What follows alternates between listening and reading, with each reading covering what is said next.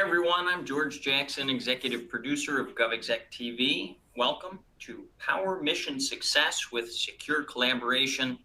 It's the first event in our two-part series on secure collaboration. Before I welcome our speaker, I want to thank Box, our underwriter for today's program, and run a pair of brief videos on their behalf.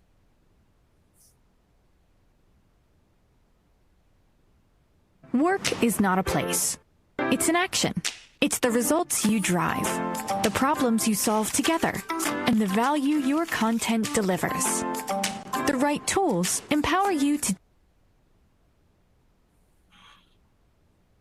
My name is Archana Vemulapalli. I'm the Chief Technology Officer for Washington, D.C. Citizen experience and what citizens get is the most important thing. What is their experience like? Are we giving them the right experience? If we are, they're going to stay. If not, they're going to move to another city or another county or another state where they get a better experience. I can't deploy technology for technology's sake.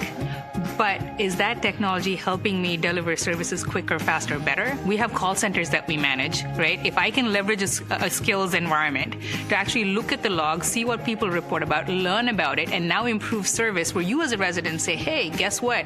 I called like 5 times before, now I only call once, and within 24 hours, someone takes care of it. That's value, right? So for us, it's leveraging some of these amazing trends that are coming out there, but tying them to very specific outcomes, because we have to show that success story. The idea of Box was to not just collaborate and share documents. People have always been doing that traditionally through painfully long email exchanges that everyone had, right? But it's the idea that here's a tool that starts getting you to think more collaboratively about information, makes us collaborate more real time. And then more importantly for us, the reason it's of value is we wanted to get intelligence out of the data we had. There's so much of information sitting out there. We need to get a handle on what is it that we collect. And when it's disparate, we don't know. And so for us, it was just helping, sort of pull it into that. And what really appealed to us was also the commitment from Box's leadership, right? Both in terms of the roadmap and the product. So for us, it's one, is it a great product that meets our needs, but also is the organization heading in the direction we want to go? And so I think for both, it worked out really well.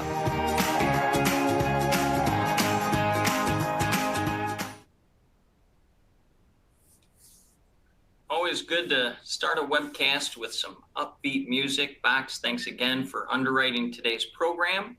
Joining me now, Corey Seville, hosting and compute center cloud infrastructure architect at the Defense Information Systems Agency, or DISA. Corey's been with DISA for 7 years. He worked on cloud infrastructure before making the move to the hosting and compute center. Corey, thanks for being here today. Good to see you. Good to see you as well. Thank you for having me.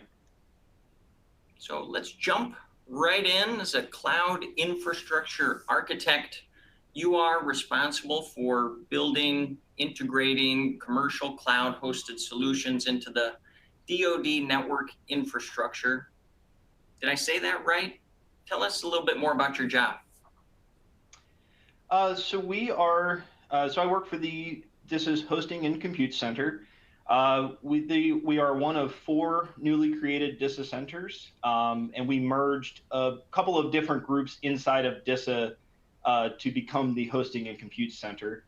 The purpose of the merger really was to sort of unify our workforce that supports the data centers and the enterprise cloud initiatives that DISA has, bring them all together, and essentially achieve our vision, which is to empower the warfighter to execute at the speed of mission. So we are generally responsible for providing a global fabric of hosting and compute capabilities that are essential for the success of the department's mission critical efforts. My job internally, I work anything from any enterprise cloud networking initiatives to architecting new cloud infrastructure to supporting customer migration and integration into existing cloud platforms, and everything in between. So you mentioned unifying our workforce. That looks a little bit different today than it did 2 years ago. How has the pandemic shaped that unifying the workforce mission objective, Corey? The pandemic shifted a lot of things forward in a lot of good ways. it first showed us that we can't necessarily rely on everybody being in the same building, in the same location, behind the DoD guns and guards and secure perimeters, right? We have to enable workers to work in a brand new way, I think, to the department at scale. So it first taught us that we have to find a new way to enable our workforce to be able to work from really anywhere, while maintaining security and integrity of data as we work.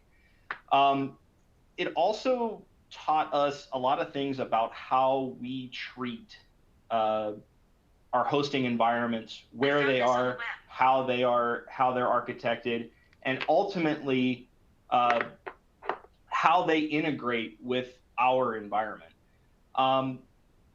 We've learned that bringing everybody into a single data center or a couple of data centers in order to start their workday is great when it's 500, 600, 800 remote users.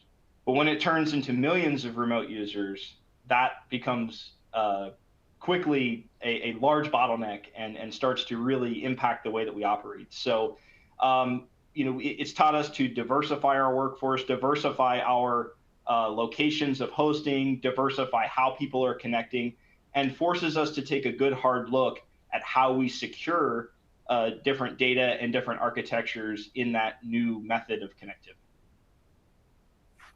When you say diversify locations, are those physical locations or are those, I don't know, a little bit less concrete than that?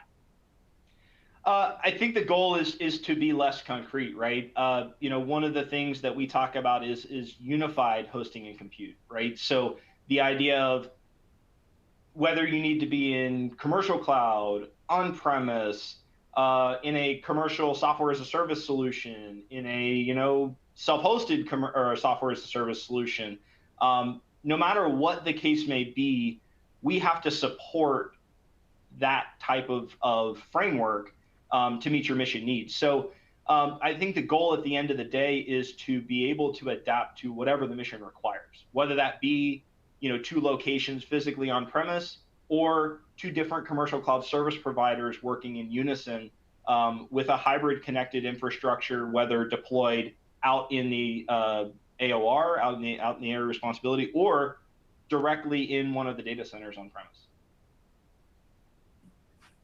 Let's step back from your individual story and talk a little bit about government generally. Over the past few years, we've seen agencies' IT modernization strategies really focus or prioritize on moving to the cloud.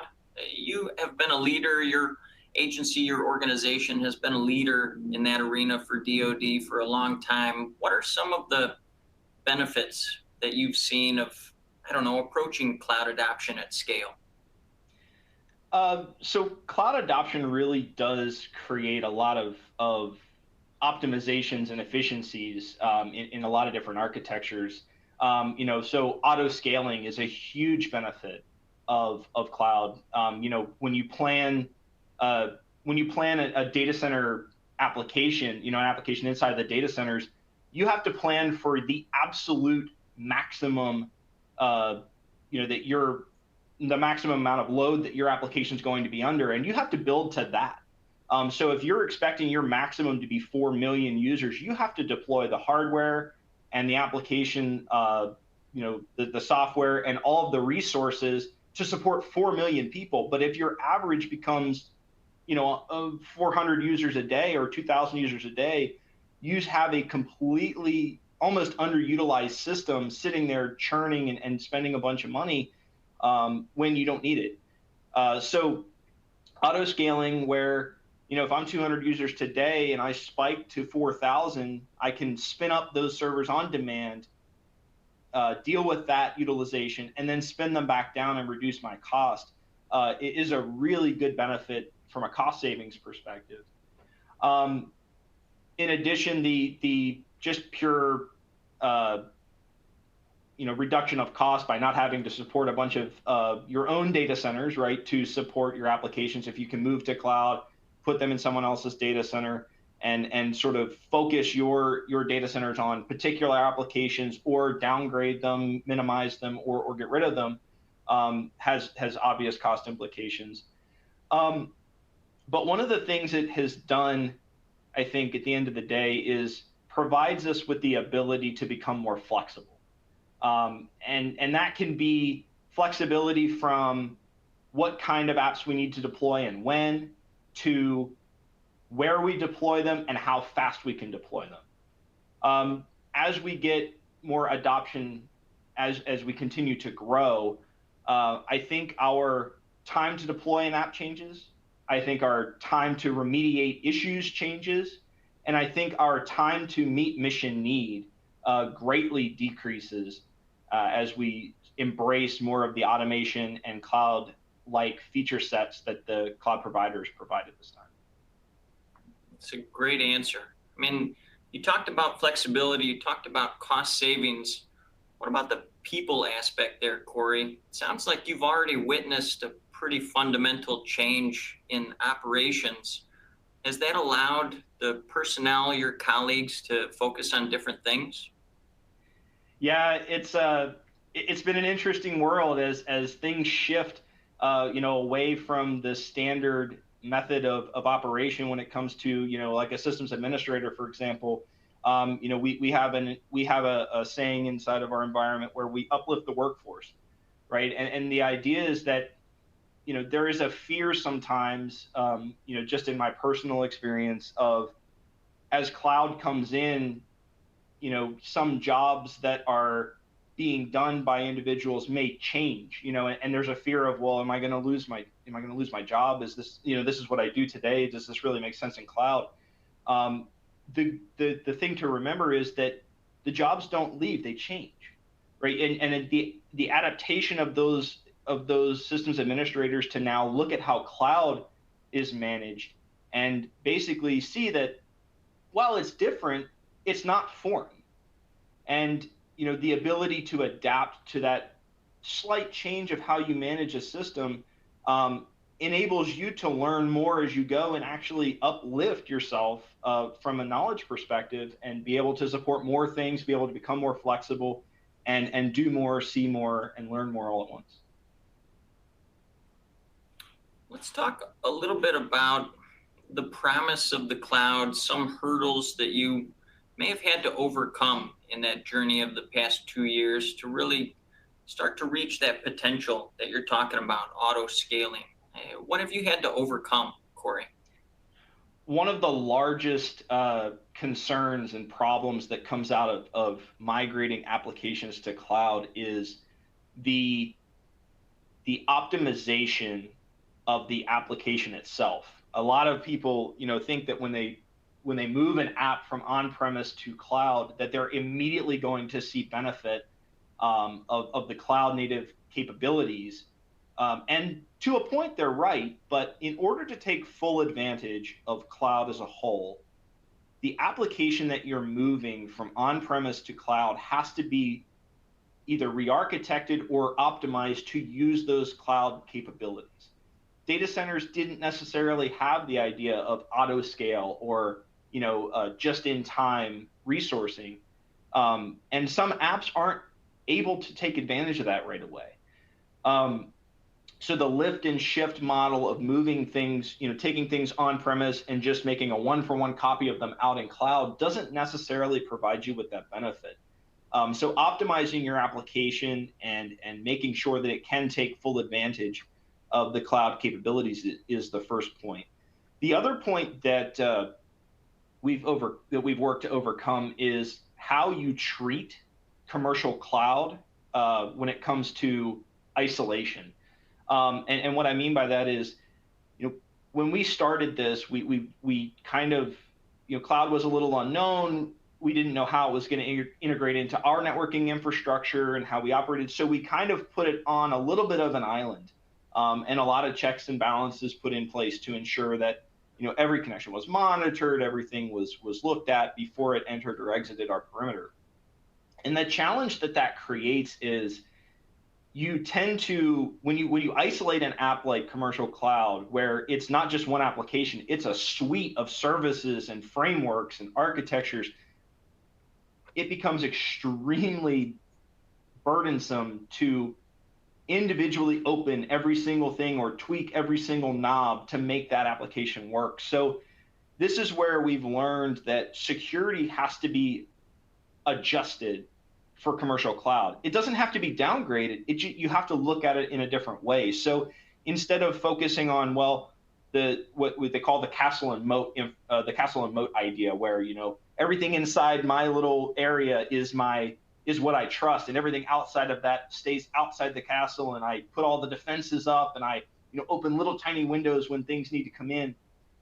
That, I think, strategy has to change, where you look at your security more from a data perspective.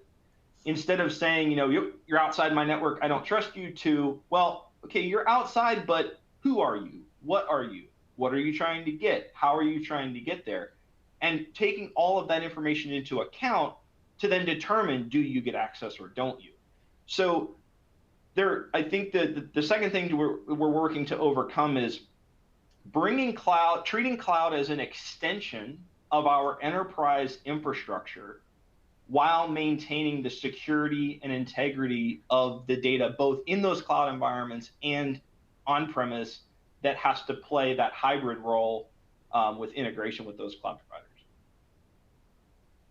There's so many threads I want to pull in there, Corey. Just a lot to cover. But I do want to kind of pull on, at least first, the collaboration aspect of what you're talking about. I mean, your approach to the cloud, your agency's approach to the cloud, alleviated some of those pain points around collaboration, because there's a lot more people, as we talked about before going on the air, that are teleworking now compared to 2 years ago.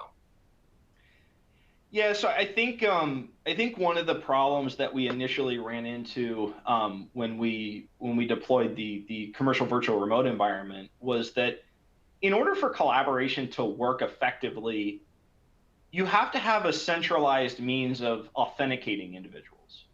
Everybody's got their own way to authenticate, their own little user directory over here, my user directory over here, and they don't talk to each other. And that makes it really hard to create department-wide collaboration. So one of the things that CVR did is it helped kind of integrate all that together. CVR led to our deployment of what we call DoD 365, which is the DoD-wide enterprise Office 365 deployment. And one of the takeaways that we took from the commercial virtual remote, or CVR, deployment was the need for that centralized authentication. So we created and implemented something called Global Directory, which is our centralized department-wide authentication system. That has been a significant enabler of cross-agency, cross-department communication inside of DoD, where now, instead of one isolated environment needing to talk to another, and you got to go through all of this integration and everything to make those things talk, with a centralized authentication platform, it's easier for two individuals from different branches, for example, to communicate, because they're authenticating with a single source. So that was one I think barrier we've worked to begin to overcome.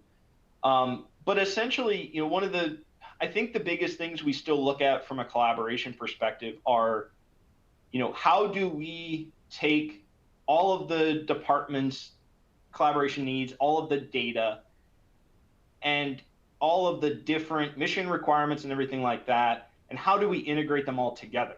I think that's one of the biggest things we're looking at right now, because there's a lot of different eyes and a lot of different thoughts on how, I hold my data versus you hold yours. So I think from a collaboration perspective, we just have to find a good way to centralize first who we are and who's trying to get to what, through, say, things like Global Directory and other efforts, but then also who is supposed to have access to what.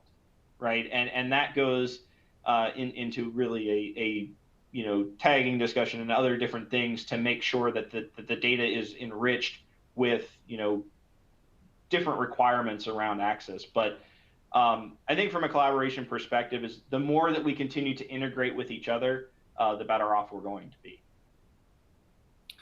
Folks, if you're just joining us, this is a live webcast underwritten by Box with my guest, Corey Seville, hosting and compute center cloud infrastructure architect at the Defense Information Systems Agency. Thanks for joining us, folks. Corey, let's talk a little bit more about data. To that point, how do we integrate all of that data together? Last May, I think the Department of Defense put out a landmark data strategy. Do you feel like now with that out, there's the oomph behind that effort? And where does your organization kind of fall in on executing that mandate? I think the data strategy has really given us at least a target, right, to work towards. There's a lot of data, right, and a lot of different types of data. So I definitely think it gave us a way forward. Our organization with the Hosting and Compute Center really focuses on one of the guiding principles, which is the enterprise-wide data access and availability. Our goal, or one of our efforts and one of our pieces of our vision is to provide that global fabric of hosting and compute capabilities. We want to enable that global fabric to provide the resources and to provide the means for that data to be available enterprise-wide. So that comes from that encompasses everything from how we connect to the cloud providers where data may be, providing that global fabric of compute across the board, not just in one particular area of the country or one particular data center here and there, but creating that enterprise-wide mesh, that enterprise-wide hosting platform to enable you to access and get that data whenever and wherever you need. Earlier, you mentioned this castle and moat. It sounds like you're looking to move away from that and more towards maybe a zero trust model for defending data. Am I reading that right? And if so, could you talk a little bit about it? Sure. Yeah.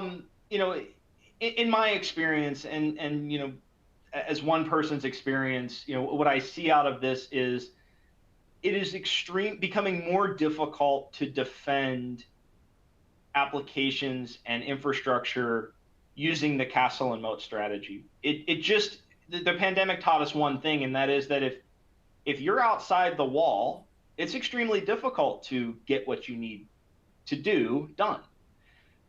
So being able to empower our workforce and empower our people to come in from outside the network in a secure way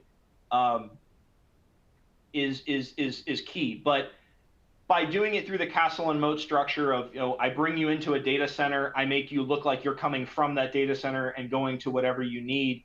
We've also learned that's just not sustainable at scale.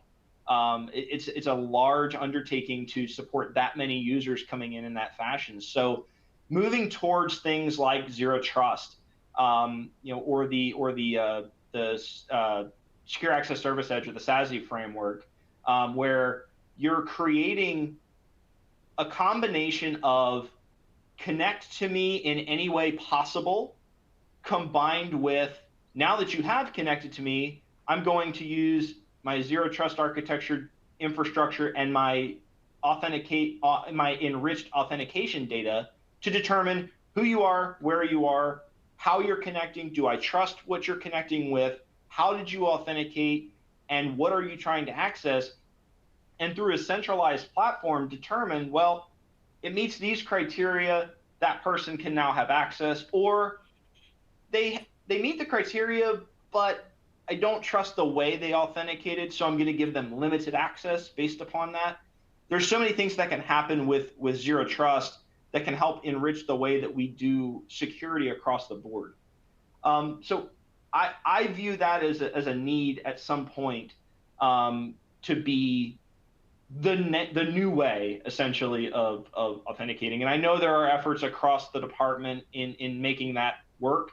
But from my opinion, and just speaking for me, I do think that is something that needs to happen at some point. I watched a webcast that you were part of, Corey, last October, where you talked about deploying the commercial virtual remote environment. It's been a bit since then. It sounds like that was a bit of a maiden voyage for your office. And I'm wondering if you have any, lessons learned around using a commercial cloud infrastructure while maintaining the security that you're talking about here. Anything that you picked up that you might share with this audience? Again, one of the things I think it taught us, and you're right. CVR was a very much a maiden voyage. It was very much a learning experience to deploy such a foreign type of collaboration platform into the DoD. The DoD has been using chat and other things for some time, but to do it completely inside of a commercial cloud service provider was extremely foreign.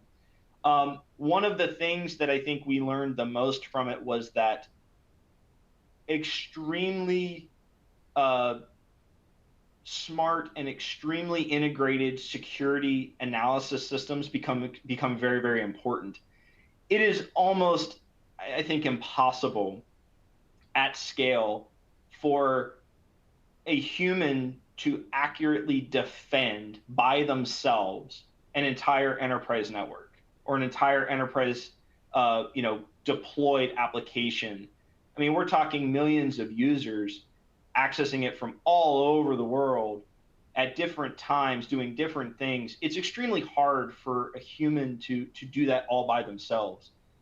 So what we kind of worked out was the combination of the, cloud service provider provided analytics tools because they integrated almost seamlessly with that application, combined with the artificial intelligence and machine learning data that's already built into those environments to create more actionable intelligence for our analysts to then look at and determine if the threat that was identified was truly something that is a threat and needs to be investigated, or if it's something that is along the course of normal use, but to the system looks a little more, shall we say, suspicious.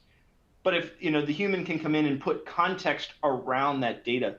But if we just had analysts staring at logs all day long, it's almost impossible. So really, I think what it taught us was that we need a combination of artificial intelligence and good security data to create actionable intelligence for our analysts to take a look at what is actually happening in the environment, what are we truly seeing, and does it warrant investigation, or is it a false positive? Corey, we have questions coming in from the audience. We talked a little bit about one of them before launching this broadcast, but it's around FedRAMP. Can you talk a little bit about how that exists outside of your office and maybe what info is shared there? So I can touch a little bit on that. We don't directly deal with that. That is part of our risk management executive, which is outside of our group. But the interactions I've had with FedRAMP and with the JAB, the Joint Accreditation Board, and all those things, we use that data to determine, from our perspective, if the cloud service providers architecture, security artifacts, and other things basically warrant, meet the criteria that we need in order to give them authorization to operate for DoD customers. We have seen a growing integration between FedRAMP, the FedRAMP process, and the DoD provisional authorization process. We've seen a growing collaboration there where I think at the beginning it was very much, FedRAMP did their thing and then DoD did their thing, and the data kind of got duplicated and a lot of different things. happened, a little out of cycle. I think we've seen an enhancement in collaboration between those two groups to help ease the burden, so to speak, of providers coming through that process and not having to duplicate a bunch of data. I don't think it's perfect. I think it's still being worked on, but from my outside perspective, I think there has been an increase in collaboration there, and I know there are efforts to optimize and automate some of that process as well to help ease the process of FedRAMP for providers coming into the environment. I got another great question in from Alan. Corey, it speaks to our earlier talk about, the cloud allowing your personnel to be able to do different things. And Alan's question kind of speaks to that. He says, what kind of appetite do you see for managers to upskill their people in the changing dynamics? I can tell you internally from our group, we value upscaling more than anything else. I mean, we have a lot of extremely smart, extremely capable engineers, and if those individuals display the appetite to learn more, that's obviously what we want to do. We want our workforce to be dynamic. We want them to be able to operate in any kind of cloud provider environment or on-premise. And one of the things that the merging that created the Hosting and Compute Center did is it combined, kind of like I said before, it combined the existing DISA data centers with the teams that were responsible for enterprise cloud initiatives inside of DISA. And what that did is it created a very interesting mesh of knowledge between how on-premise data centers work and how cloud data centers work. And it has allowed us to cross-collaborate between those two knowledge sets to create optimizations both in cloud and on-prem. So it has allowed data center knowledge individuals to start seeing that cloud's not as scary as everybody might have thought. From an operations perspective, they start seeing similarities. They start seeing, oh, well, okay, my data center and my VPC, for example, are similar, right? My virtual private cloud. It's just a data center construct, right? That's data center, virtual private cloud. They all seem the same. And you start to take away that fear factor. Similarly, the cloud individuals have now gotten exposure to the on-premise data centers, and that has helped enable those individuals to see how on-premise systems typically operate, and has helped to clear some gaps on why is it so hard to move to cloud? Why is it so, why can't I just immediately take advantage of these cloud resources? You start to see where, well, this is how they operated on-prem. In order to make this easier, we need to tweak these three things to make your app work in cloud. So it has really created what I consider to be an extremely effective web of knowledge. And there has been sort of an organic upskilling of people as you just get exposed to the other side of the world, so to speak. That organic upskilling combined with additional training and additional knowledge resources really is a goal inside of our group to make sure that our people are well-rounded, well-versed, and can operate in any sort of environment, really to meet our goal of that global fabric of hosting and compute. Well, as we wind down this program, I do want to get back to the central theme, which was collaboration here. Corey, have you seen a lot more collaboration between government and industry on securing data in the cloud? I mean, I've heard the term shared security model used. Do you have any best practices you can share around shared security model?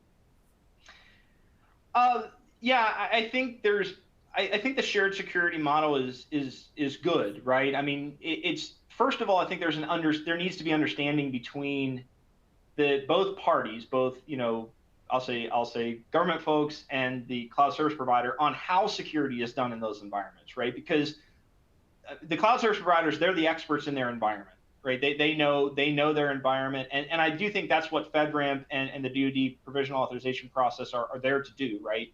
Is to give the government data on how their environment is secured. And I think by doing that and sharing that knowledge, you inherently create a little bit of a shared security model, because you essentially, now that the government knows how their environment is secured, we can then deploy resources and data in a way that conforms with that security framework to more easily integrate into their environment. The concern that I think always comes up is, well, DoD wants it this way, the cloud provider has it this way, and now they're going to butt heads, right? Because they don't necessarily match one for one. And now the app becomes even more insecure than it was, perhaps, because we're trying to force something into an environment that doesn't really support it. So by creating creating that shared knowledge model, where that shared knowledge where government understands how that area is supposed to be secured, and then the providers understand what kind of data and how we're trying to get the data out there, that creates this mesh where things can integrate more easily, and security can become more of a integrated system as opposed to a hand jammed or layered on top of a model. I think there's an increasing value in partnership with industry on things like this, and from my experience and in my opinion, we need to work together with industry to make the right decisions on how data should be secured inside of those environments. Again, they're the experts in their own environment, but there is an understanding of DoD is a little bit of a different customer, and we have a little bit of a different need in how we do things. So I think that partnership and true partnership where the solutions are created together is an extremely valuable thing as we move more towards more commercially hosted systems and more commercially hosted data. At the risk of running back into your point on artificial intelligence, Corey, I'd love for you to just look into your crystal ball for us for a moment. Tell me a trend or two that you're anticipating with federal cloud content management. I'm anticipating, in my opinion, I think we're going to see a lot more artificial intelligence used in the security side. I think, right now, again, it's a lot of analysts looking at a lot of raw data, trying to piece it together on their own. But I made this point in another webcast that I did, artificial intelligence doesn't get tired. They don't get sick. They don't have lapses in, their ability to operate at any hour of the day for any reason. And so security is going to become, I think, a dual layered approach where AI is going to look through all of the raw data points to create actionable intelligence. And then the humans can come in to put context around that data, where the system, where the artificial intelligence might sort of coldly say, this is an incident. And analysts may say, no, based upon this mission parameter or based upon this contextual data, that's a false flag. I think the other trend or the other necessity is going to be a unified tagging approach to data management, right? Ensuring that everybody's doing data tagging the same way. Because if you want to get to an area where authentication is centralized and authorization is centralized, you have to have a unification or a standardization around how data is tagged and the metadata around that data is written such that anybody's authentication systems can use that to enrich their authentication. So really, the use of artificial intelligence really across the board, but definitely in the security realm, and standardization around data tagging are two really big rocks I see coming up in the future. Well, audience, that's all the time that we have for today. You've been watching Power Mission Success with Secure Collaboration. I'm sorry I didn't have a chance to get to everybody's question today, but I do have good news. We'll be back with the second event in this series. It's next Thursday, January 27th at 1 p.m. Eastern Time. Tune back in. We'll explore building an environment for secure collaboration, and a lot of those questions will still certainly make sense here. I would like to thank our esteemed panelist, Corey Seville, for being here, joining us from DISA, taking time out of your super busy day. Corey, thanks for being here. Again, thank you for having me. Really appreciate it. And a final thanks to Box for their continued support. For GovExec, I'm George Jackson. Take care.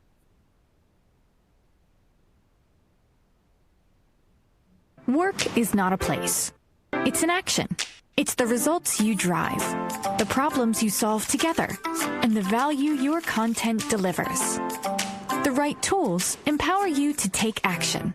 And with innovative collaboration features, the Content Cloud has made working securely across locations, time zones, and teams easier than ever. Introducing an all-new Box Notes experience where you can build out project plans in tables, organize documents with a linked table of contents, highlight key milestones using call-out boxes, and see who's collaborating live with you. What's more, Box knows bright minds need the freedom to visually collaborate. So along with fresh features in Box Notes, our upcoming innovations will deliver visually rich formats and fluid collaboration. Soon, you'll be able to brainstorm on virtual whiteboards and create prototypes, flowcharts, and diagrams. That way, you keep your workflows as fluid and flexible as the ideas you dream up. With a single, secure platform built for the way you work, plans turn into actions. Content drives business results, and teams become unstoppable.